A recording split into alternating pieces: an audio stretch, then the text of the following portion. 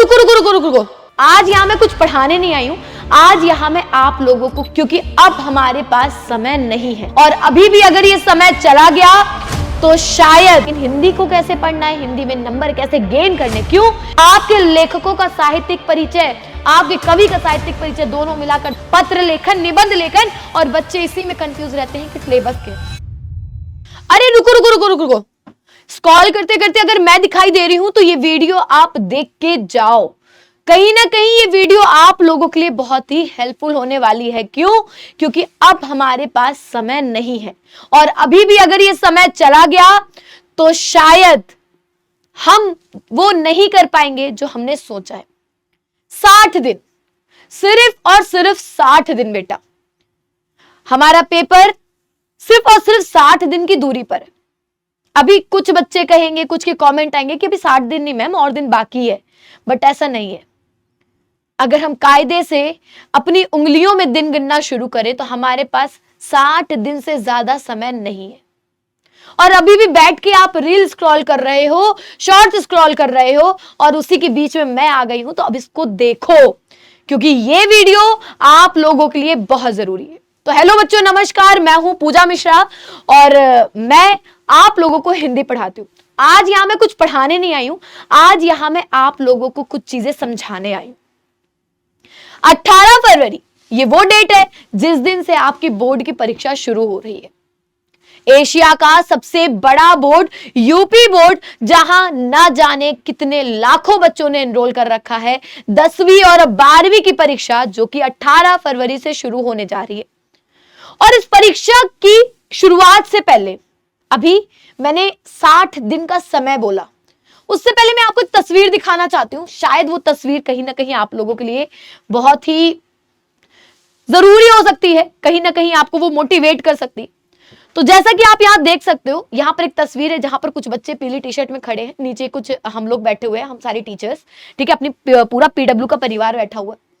बेटा ये वो बच्चे हैं जो पिछले वर्ष का इसी 2025 के टॉपर्स हैं।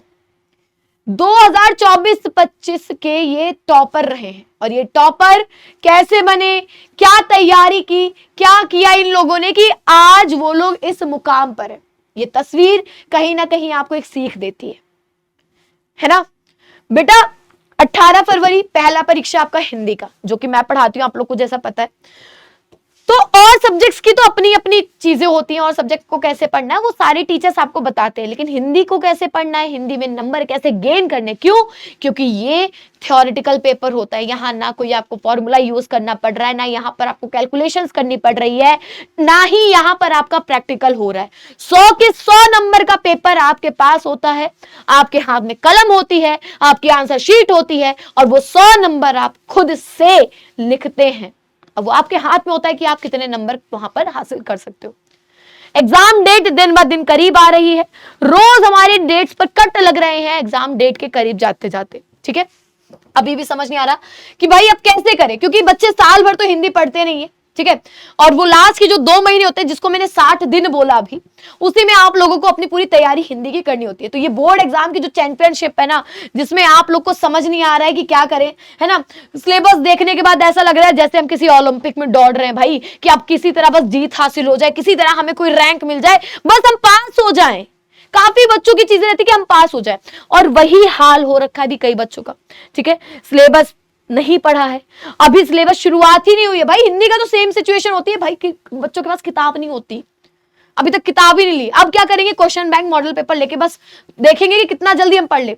लेकिन उनको एक चीज समझ नहीं आती कि बेटा क्वेश्चन बैंक मॉडल पेपर तभी समझ में आएगा जब आपको पूरा सिलेबस पता होगा, जब आपको पूरा एग्जाम पैटर्न पता होगा। जब वो नहीं पता होगा तो यही हाल होगा आपको क्लास में कि एग्जाम देने आप बैठे और बस यही हो गया, अरे नहीं एक भी उत्तर मुझे नहीं आ रहा है भाई, मुझे नहीं पता कि भुजस्क से दायरे में किस राजा की बात हो रही है, मुझे नहीं पता कि अशोक के फूल को क्या जगह दी गई थी, अशोक के फूल को, अशोक के पेड़ को क्यों पूजा जाता है, हमें नहीं पता कि हमारे देश के, हमारे राष्ट्र के लिए कौन कौन सी वो 3 चीजें महत्वपूर्ण है ना। एक राष्ट्र का स्वरूप बनाने के लिए कौन सी 3 चीजें महत्वपूर्ण है? हमें नहीं पता कि रॉबर्ट नर्सिंग होम में वो कौन सी 3 नर्सें थी जो लोक सेवा में लगी हुई थी। क्यों? क्योंकि हमें पूरा सिलेबस ही नहीं पता। तो बेटा हिंदी का पेपर देने से पहले आपको पूरा सिलेबस जानना होगा।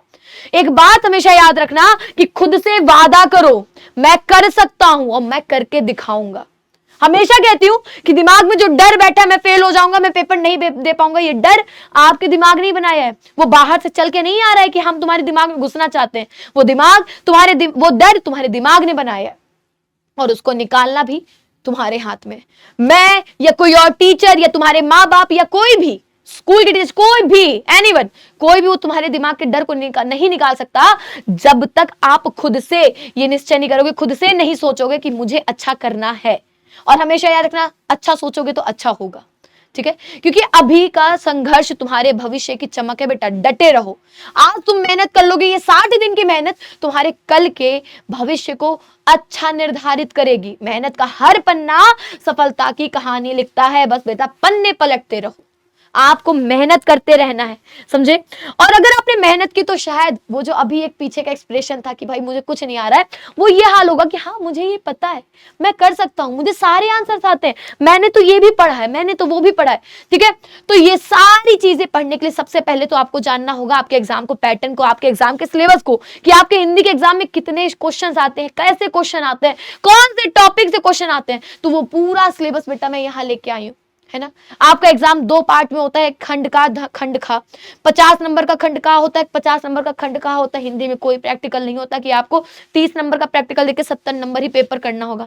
आपको हिंदी का पूरा 100 का पेपर लिखना होता है, ठीक है। तो जैसे कि आपको पता है हिंदी गद्य साहित्य के 5 नंबर के आते हैं, हिंदी काव्य साहित्य के आपके 5 नंबर के आते हैं, गद्यांश आधारित प्रश्नों के आपके 10 नंबर, काव्यांश आधारित प्रश्नों के आपके 10 नंबर के आते हैं। आपके लेखकों का साहित्यिक परिचय, आपके कवि का साहित्यिक परिचय, दोनों मिलाकर 10 नंबर का आता है बेटा। ये सारी चीजें आपको जाननी होंगी। आपके पाठ्यक्रम में जो निर्धारित कहानी है उससे प्रश्न पूछा जाएगा, पाठ्यक्रम में निर्धारित जो आपका खंड काव्य है उससे प्रश्न पूछा जाएगा। ये दोनों ही 5-5 अंकों का आता है। उसके बाद खंड खा शुरू हो जाता है जो कि आपका 50 नंबर का, जिसमें आपकी संस्कृत आती है, अनिवार्य संस्कृत जो आपकी बुक में दी हुई है। आधे से ज्यादा बच्चों को तो यही नहीं पता ये कौन सी संस्कृत है बेटा। भुजस्यधारम, सुभाषित रत्नानी, उल्लुक जातकम, नृत्य जातकम, महामना मालवीय जी, ये सारे जो संस्कृत के पाठ है आप ही की किताब में अनिवार्य संस्कृत में दी गई है, दिग्दर्शिका, ठीक है। उसमें से आपके 7-7 नंबर के प्रश्न आते हैं। फिर वहीं अगर हम बात करते हैं लोकोक्ति और मुहावरा व्याकरण की, 2 नंबर का आता है। आपके अपठित गद्यांश पद्यांश 5 नंबर के आते हैं। फिर हमारे काव्य सौंदर्य के तत्व आपके 6 नंबर के आते हैं। शब्दों में सूक्ष्म अंतर आपका 2 नंबर का, अनेकार्थी शब्द 2 नंबर का, अनेक शब्दों के लिए 1 शब्द 2 नंबर का, वाक्यों में त्रुटि मार्जन। तो ऐसे करके आपका टोटल 50 नंबर का पूरा खंडखा कंप्लीट होकर ये पूरा पेपर आपका बेटा 100 नंबर का निर्धारित होता है। पत्र लेखन, निबंध लेखन, और बच्चे इसी में कंफ्यूज रहते हैं कि सिलेबस के। तो सबसे पहले तो अपने एग्जाम के पैटर्न को समझो, इसी के अकॉर्डिंग आपका पेपर आएगा, आपके क्वेश्चंस बनेंगे जिस पैटर्न पर ये पूरा सिलेबस दिया हुआ है, ठीक है। फिर ये जानना बेटा आपके जैसे अब निबंध लेखन में काफी बच्चों के ऊपर होता है कि भाई किस किस चीज के ऊपर आ सकता है निबंध। आपका जैसे विज्ञान के ऊपर, वाणिज्य के ऊपर, शिक्षा, कृषि, सामाजिक, राजनीतिक, यातायात के नियम पर, जनसंख्या, स्वास्थ्य, शिक्षा, पर्यावरण से संबंधित कोई सा भी निबंध पूछा जा सकता है। अब यहां पर आप सब देख सकते हो कौन कौन से चैप्टर आपके जरूरी है, ठीक है, उनके लेखक कौन है, वो सारा का सारा आपको पहले अपना सिलेबस जानना होगा बेटा। अभी भी समय है, समझ जाओ, समझ लो, ठीक है। एक बात हमेशा याद रखना, आपको अपने बोर्ड एग्जाम की तैयारी बहुत मेहनत के साथ करनी होगी। 2026 आपका टारगेट है कि कैसे और किस तरीके से कौन कौन से पैतरे अपनाकर आपको अच्छे नंबर लाने हैं, टॉपर बनना है, ठीक है। डेली चीजें सेम रखो। अब समय बहुत कम है, अपने आप को कैद रख लो भाई। बुक है, टाइम है, टीचर है, सब चीज सेम है, मेहनत आपको करनी है, ठीक है। तो रैंक फर्स्ट की तो रणनीति मैं बता रही हूं कि अभी जो टॉपर की फोटो देखी थी उसने ऐसी कौन सी रणनीति अपनाई, ऐसा क्या किया कि भाई वो टॉपर बना। तो सबसे पहली चीज तो उसने ये देखा कि उसका सिलेबस पैटर्न क्या है, ठीक है। सबसे पहले तो उसने ये जाना कि उसका सिलेबस पैटर्न क्या है बेटा। दूसरी चीज उसमें कि उसने हार्ड टॉपिक निकाले, जो चीजें उसको समझ नहीं आती। अब हिंदी में बच्चे कहेंगे मैम ऐसा कौन सा हार्ड टॉपिक है, कवि का साहित्यिक परिचय, लेखक का साहित्यिक परिचय, निबंध, पत्र, ना जाने कैसे पूछ लिया जाएगा, किसी को नहीं पता होता। और खास करके कवि साहित्यिक परिचय, लेखक साहित्यिक परिचय में बच्चे अटकते हैं। हिंदी गद्य साहित्य के जो 10 और हिंदी काव्य साहित्य के वो 10-10 नंबर के जो MCQ है, 5-5 नंबर के, बेटा वहां बच्चे ये सोचते हैं कि आखिर कौन सा क्वेश्चन आ जाएगा। तो उसके लिए आपको प्रॉपर प्लानिंग करनी होगी।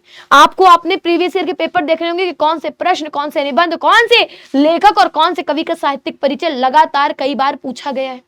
ठीक है, वो अपना गोल सेट करता है, फिर वो किसी भी सब्जेक्ट के लिए हो। ठीक है, वो अपना गोल सेट करता है कि मुझे इतनी चीजें करनी ही करनी है, मुझे इतना करना ही करना है। वो अपना रिवीजन करता है कि किस टाइम से मुझे अपना रिवीजन स्टार्ट कर देना। बेटा ये सारी चीजें एक रैंक फर्स्ट की रणनीति होती है, एक टॉपर 1 वाला। ठीक है, ये सारी चीजें। तो सबसे पहले आप लोगों को एक धाकड़ टाइम टेबल बनाना है सारे सब्जेक्ट्स को लेकर। मैं सिर्फ हिंदी का नहीं कह रही, बट हाँ अब आपको हिंदी को भी समय देना होगा। अभी तक बिल्कुल हिंदी नहीं पढ़ी, लेकिन अब पढ़ना है। आप अपना स्कूल कोचिंग का टाइम मैनेज करो। ठीक है, एवरेज स्टूडेंट क्या करते हैं, स्कूल कोचिंग करते हैं, पढ़ने में मन नहीं लगता है, रिकॉग्निशन आपका जो होता है, ठीक है, रिकॉग्निशन जो होता है वो फेल्ड हो जाता है। आप समझ नहीं पा रहे हो कि अब कैसे करें। तो सबसे पहले तो आपको अपना टाइम टेबल तैयार करना होगा कि कब पढ़ना है, कैसे पढ़ना है, कौन से टॉपिक को पहले कवर करना है, कौन से सब्जेक्ट को करना है। ठीक है, सेल्फ स्टडी के लिए अपना टाइम फिक्स कर लो कि क्या क्या टॉपिक आप खुद से पढ़ सकते हो। स्कूल का तो टाइम फिक्स करना भाई, स्कूल के लिए भी कंपलसरी है। आपको 75% अटेंडेंस चाहिए, तो उसमें तो आप कोई भी भाई मोल भाव नहीं कर सकते, कोई भी मुरव्वत नहीं कर सकते। कोचिंग आप चाहे ऑफलाइन कर रहे हो, ऑनलाइन कर रहे हो, पूरा का पूरा अटेंटिव होकर आपको कोचिंग करनी होगी, पूरा दिमाग लगाकर। ठीक है, टाइम मैनेज करना सीखना होगा, आपको प्रॉपर टाइम सेट करना। अब काफी बच्चे पूछते हैं मैम टाइम टेबल तो हम चलो बना लेंगे, पर एक बार प्लीज हमें बता दो कि पढ़ने का समय, सही समय कौन सा होता है, हम कब पढ़ें। हम सारे सब्जेक्ट्स को चलो पढ़ लेंगे, बट हिंदी को भी बताओ। तो बेटा हिंदी को अगर आप कहानी से समझोगे, अपने दिल से समझोगे, मन से समझोगे, तो वो बहुत अच्छे से याद हो जाएगी। और हिंदी आपकी रटने वाला सब्जेक्ट नहीं है, वो समझने का सब्जेक्ट है। आप हिंदी में फॉर्मूला याद करके उसको पुट करके वहां पर आंसर नहीं निकाल सकते हो ना। आपको कहानी समझनी पड़ेगी। आपको ये देखना होगा राज का स्वरूप बनाने के लिए वो कौन सी 3 चीजें हैं जो बताई गई है। जन है, संस्कृति है और भूमि है। इन तीनों का क्या महत्व बताया गया है। ठीक है, अगर पढ़ने की टाइम की बात करते हैं तो सुबह का समय सबसे अच्छा बोला जाता है, 4 से 6:30 बजे का। आप उसमें अपना टाइम निकाल सकते हो। फिर अपनी आप क्लासेस लीजिए, स्कूल कंप्लीट कर लीजिए, और शाम को 7 से 10। अगर शाम को समय नहीं मिल रहा है तो बेटा आप सुबह में थोड़ा सा टाइम करके, शाम में आप रात में भी पढ़ सकते हो, 12 बजे तक पढ़ सकते हो। आप सुबह 4 बजे के बजाय 5 बजे उठ जाओ। ठीक है, मेरा मानना तो ये है कि आप लोगों के ऊपर निर्भर करता है कि आप किस समय सही तरीके से पढ़ना पसंद करते हो, किस समय आपको चीजें जल्दी याद हो जाती हैं। ठीक है, और बेटा आगे निकलना है ना, तो सबसे पहले अपना रोज का छोटा छोटा टारगेट सेट करो। आप लोग रोज का छोटा छोटा टारगेट सेट करो, क्योंकि अगर आपको बड़ा गोल अचीव करना है ना, तो आपको एक छोटे छोटे गोल्स बनाने होंगे। अब ये छोटा छोटा टारगेट कैसे सेट होगा बेटा, आपकी जैसे हिंदी सब्जेक्ट है, आपको पता है हिंदी की तैयारी अब 60 दिन बचा है, 60 दिन में हमें क्या करना है। तो आप डेली का 2-2 चैप्टर लेके चलो कि मुझे आज ये 2 चैप्टर हिंदी के पढ़ने हैं, इसके सारे क्वेश्चन आंसर समझने हैं, आज ये 2 चैप्टर मुझे समझने हैं, आज मुझे इन 4 कवियों का जीवन परिचय, साहित्यिक परिचय याद करना है, आज मुझे इन 4 लेखकों का याद करना है, आज मुझे ये निबंध पढ़ना है, आज मुझे ये निबंध पढ़ना है। ऐसे छोटे छोटे टारगेट्स बनाओगे तो एट द लास्ट आप जब एग्जाम देने जाओगे, आपको वो जो बड़ा गोल है टॉपर बनने का, वो पूरा हो जाएगा। सोशल मीडिया और दोस्तों से अब दूरी बना लो बेटा, अपने आप को एकदम बंद कर लो, बंद कर लो एक कमरे में भाई, अपने आप को बंद कर लो एक कमरे में, आपको कैद कर लो। अब सिर्फ और सिर्फ 60 दिन आपको पढ़ना है। होमवर्क, सेल्फ स्टडी करना बहुत जरूरी है, और साथ ही साथ आपको टाइम देना होगा अब रिवीजन पर। अब आप लोग ये मत देखिएगा कि ये चैप्टर समझना पड़ेगा, एक्सप्लेनेशन चाहिए, नहीं। अब आपको चाहिए most important topics, most important points, most important lectures, कौन कौन से बार बार आएंगे। अब जैसे काफी बच्चों का क्वेरी रहता है कि मैम साहित्यिक परिचय हम सारी याद करें। नहीं बेटा, आपकी किताब में 6 गद्य के पाठ है और आपके शायद 7 काव्य के पाठ है, तो भाई 6 में से 4 लेखकों को, किसी भी 4 लेखक का आप याद कर लो, 3 आते, कोई ना कोई एक आपका याद रहेगा ही रहेगा। अगर 7 काव्य में है कवियों के, तो 7 में से 5 याद कर लो, कोई सा भी याद कर लो। क्योंकि काफी बच्चे प्रश्न बोलते हैं मैम कौन कौन से इंपॉर्टेंट है। भाई इंपॉर्टेंट तो सारे ना पेपर हम बना रहे हैं, ना पेपर आप बना रहे हो, ना आपके माँ बाप बना रहे हैं, ना आपके स्कूल के टीचर बना रहे हैं, बना आपका एग्जामिनर रहे, जिनसे हमारा कोई लेना देना नहीं है। तो कब कौन सा दे दे हमें नहीं पता, पर वो देगा हमारी किताब से ही। तो 6 पाठ में से हम 4 का याद कर लेंगे तो एक टकराएगा ही टकराएगा। 7 में से अगर 5 का याद कर लेंगे तो एक टकराएगा ही टकराएगा। तो रिविजन बहुत जरूरी है, इंपॉर्टेंट पॉइंट जोड़ो।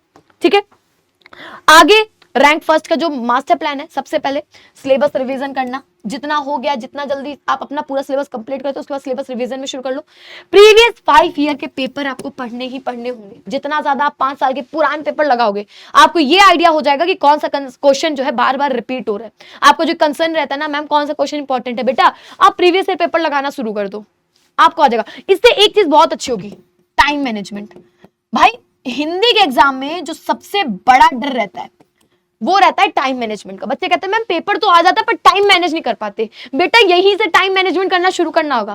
प्रीवियस ईयर पेपर लगाइए, सॉल्व करिए, सैंपल पेपर लगाइए, मॉडल पेपर लगाइए, अंतिम महीने तक बेटा, अंतिम के महीने जो ये बच्चे इसमें ये सारे करोगे, टाइमर सेट करो। 3 घंटे का पेपर होता है, 3 घंटे में लगाने की कोशिश करो और देखो कितना टाइम से आप आगे जा रहे हो, कितना ज्यादा टाइम आपको लग रहा है पेपर सॉल्व करने में। ठीक है, आपको ये देखना होगा कि 3 घंटे में क्या आपका पेपर पूरा हो रहा है, नहीं हो रहा है तो कौन सा टॉपिक बार बार छूट जा रहा है। बेटा लिखना हो, लिखो, जितना ज्यादा लिख सकते हो लिखो और कम समय में ज्यादा से ज्यादा लिखने की कोशिश करो, है ना। काफी बच्चों का पेपर सिर्फ टाइम मैनेजमेंट के कारण छूटता है। आपको ये चीज तो अपनानी पड़ेगी।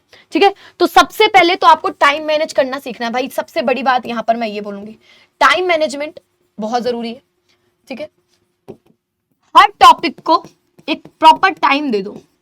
ठीक है, हर टॉपिक को प्रॉपर टाइम दे दो। अब जैसे मैं निबंध की बात करती हूँ, आप पेपर में निबंध लिखने जा रहे हो, ठीक है, पेपर में निबंध लिखने जा रहे हो, 20 मिनट उसको चाहिए ही चाहिए एक निबंध को लिखने के लिए, क्योंकि निबंध आपका कितने नंबर का आता है बेटा, आपका ये 9 मार्क्स का आता है। ठीक है, ये 9 मार्क्स का आता है। 9 मार्क्स वाला दिखना भी तो चाहिए कि 9 नंबर का हम निबंध लिख के आ रहे हैं। हम ये तो नहीं कर सकते ना कि एक पेज का निबंध हम 9 नंबर में लिख के चले आए, एक पेज में मिलेगा ही नहीं 9 नंबर। तो 20 मिनट आपको चाहिए ही चाहिए। तो हर टॉपिक के लिए टाइम पर्टिकुलर डिसाइड कर लो कि किस टॉपिक में कितना टाइम लग रहा है, हमें करना है। 3 घंटे का जो पेपर है आपका, ये जो 3 आवर्स का पेपर है बेटा, इसको आपको मैनेज करना ही पड़ेगा। Without management you can't do anything. 3 घंटे में आपको गद्यांश के भी प्रश्न के उत्तर देने हैं, काव्यांश के भी उत्तर देने हैं, एक लेखक एक कवि का साहित्यिक परिचय भी देना है, एक निबंध भी लिखना है, एक पत्र भी लिखना है, एमसीक्यू भी करने हैं, अपठित गद्यांश के भी उत्तर देने हैं, बहुत सारा रहता है। तो जितना ज्यादा लेखन की प्रैक्टिस करोगे उतना अच्छा होगा। तो ये सारे पॉइंटर्स है बेटा जो एक टॉपर अपनाता है अपने एग्जाम में टॉप करने के लिए। ठीक है, ये एक प्रॉपर टॉपर की पूरी रणनीति है। तो अभी से लग जाओ, हिंदी के जितने मोस्ट इंपॉर्टेंट पॉइंटर्स हैं वो सब याद कर लो। कौन कौन से साहित्यिक परिचय याद कर चुके हैं, 4 याद कर लो आप लेखकों का, 5 याद कर लो आप कवियों का, 2-3 आप अपने निबंध रेडी कर लो। ठीक है, जिसमें पर्यावरण का बहुत जरूरी होता है, विज्ञान को लेकर बहुत जरूरी होता है, अर्थव्यवस्था को लेकर होता है, और आप बेरोजगारी के ऊपर याद कर सकते हो। ठीक है, पत्र में भी आपके सिलेक्टेड है, लेकिन इस बार के मॉडल पेपर में 2 पत्र एक्स्ट्रा आ गए। कौन कौन से आए, एक तो मित्र ने आपको तोहफा दिया उसके लिए धन्यवाद पत्र लिखना है, और एक आपको कंप्लेन का लिखना है। ठीक है, ये दोनों एक्स्ट्रा आ गए। अदर उसके अलावा आपका आवेदन पत्र आता था, साफ सफाई को लेकर आता था, और ऋण के लिए आता था। ठीक है, तो पत्र आप कर लोगे। पत्र का मेन क्या है, फॉर्मेट सही होगा, आप सही है। एमसीक्यू के लिए हम ज्यादा से ज्यादा क्लासेस करवा रहे हैं बेटा, हिंदी की सारी क्लासेस हो रही हैं, चाहे वो एमसीक्यू के लोग। आप लोग ध्यान दोगे, मैं जितनी क्लासेस ले रही हूँ संपूर्ण हिंदी के नाम से ले रही हूँ, और हर क्लास में मैं नए नए क्वेश्चन ला रही हूँ आपके हिंदी गद्य साहित्य को लेकर, हिंदी काव्य साहित्य को लेकर। तो इतने तो मैं क्वेश्चन करवा दूंगी, प्लस हम आपको अगर अपना 100% दे रहे तो हमें आपसे भी आपका 100% चाहिए बेटा। हम सिर्फ मेहनत करके आपको सही दिशा दिखा सकते हैं, नंबर आपको लाने हैं। आप मेहनत करोगे, आप हमसे 2 गुना मेहनत करोगे। हमें पता है हम एक सब्जेक्ट पढ़ा रहे हैं, हम उसमें इतना टेंशन ले रहे हैं, आपको तो सारे सब्जेक्ट पढ़ने पड़ रहे हैं, बट बेटा करना आपको ही है। जब रिजल्ट आएगा ना, तो हम शायद आपको याद हो ना हो, पर दुनिया आपको याद करेगी। एक बात याद रखिएगा, दुनिया आपको याद करेगी कि भाई वो बच्चा था जिसने मेहनत की और आज वो इस प्लेस के काबिल है। तो जितनी ज्यादा हो सके उतनी मेहनत करिए। सिर्फ और सिर्फ ये 60 दिन मेहनत कर लो, बस ये 60 दिन की मेहनत आपको जिंदगी भर जो ऐशो आराम, जो नामो शोहरत देगी, वो फिर कहीं नहीं मिलेगी। ठीक है, तो बस इतना ही कहना चाहूंगी, जितना कर सकते हो करो, उड़ो, जितना ज्यादा आसमान को छूने के लिए उड़ सकते हो उड़ो, मेहनत करो। वहां पहुंचने के बाद जो आनंद है ना, वो कहीं नहीं मिलने वाला। ठीक है, तो ये थी बेटा हमारी आज की इस वीडियो में। मैं यही सिखाना था मुझे कि बस एक प्रॉपर मैनेजमेंट के साथ, एक प्रॉपर टाइम टेबल के साथ, एक प्रॉपर माइंडसेट के साथ आपको एग्जाम देने जाना है। फ्रेश होकर एकदम दिमाग शांत करके पढ़ना है और एग्जाम देने जाना है। टेंशन बिल्कुल मत लो, पेपर ही है, कोई बहुत बड़ा हुआ भूत नहीं है, कर लोगे। बस पॉजिटिव चीजें सोचो, पॉजिटिविटी के साथ चलो, नेगेटिविटी बिल्कुल अपने आसपास मत लाने दो कि भाई नहीं होगा नहीं होगा। कौन बोल रहा नहीं होगा, भैया तुम मत देखो, मैं जानता हूं मैं कर लूंगा, मैं जानती हूं मैं कर लूंगी। बस इस सोच के साथ आपको आगे बढ़ते रहना है। पॉजिटिव सोचोगे पॉजिटिव होगा, अच्छा सोचोगे अच्छा होगा, ठीक है। तो ये वीडियो कैसी लगी आपको कमेंट सेक्शन में जरूर बताना। और अब की बार आप सब बच्चों का, चाहे वो 10th के बच्चे हो, चाहे वो 12th के बच्चे हो, बोर्ड के कोई भी हो, आपका कितना टारगेट है एग्जाम में इस बार लाने का, वो जरूर कमेंट सेक्शन में बताना। और ये वीडियो कहां कहां के बच्चे देख रहे हैं, किस किस क्लास के बच्चे देख रहे हैं, ये बताना बिल्कुल मत भूलना। और बेटा ये वीडियो जितना ज्यादा से ज्यादा हो सकता है उतना शेयर करो अपने सभी, चाहे वो 9th का स्टूडेंट हो, 10th का हो, 11th का, 12th का, सबको शेयर करो, क्योंकि ये वीडियो वो सबके लिए बहुत हेल्पफुल होने वाली है। और सारे बच्चों से मैं रिक्वेस्ट करूंगी शेयर करेंगे, कमेंट करेंगे और बता के जाएंगे कि क्या आपने क्या क्या सोचा है, आगे क्या करने की सोची है, ठीक है। तो मिलती हूं आप लोगों से अगली बार किसी सेशन में, तब तक के लिए नमस्कार, टाटा बाय बाय, सायोनारा। ख्याल रखिएगा, मस्त रहिएगा, खुश रहिएगा, बस जो कहा है वो करते रहिए। बाकी पीडब्ल्यू परिवार आपके साथ हमेशा खड़ा है, खड़ा रहेगा, और जब तक आपको जीत हासिल नहीं करा देगा आपका हाथ कभी नहीं छोड़ेगा। ये हमारा वादा है। और जितना अच्छा, जितना बेहतर हम आपके लिए कर सकते हैं, हम वो सब करेंगे, चाहे उसके लिए हमें कुछ भी करना पड़े। पर पीडब्ल्यू हमेशा आपके साथ है, ठीक है। जय Hind, love you all, Radhe Radhe.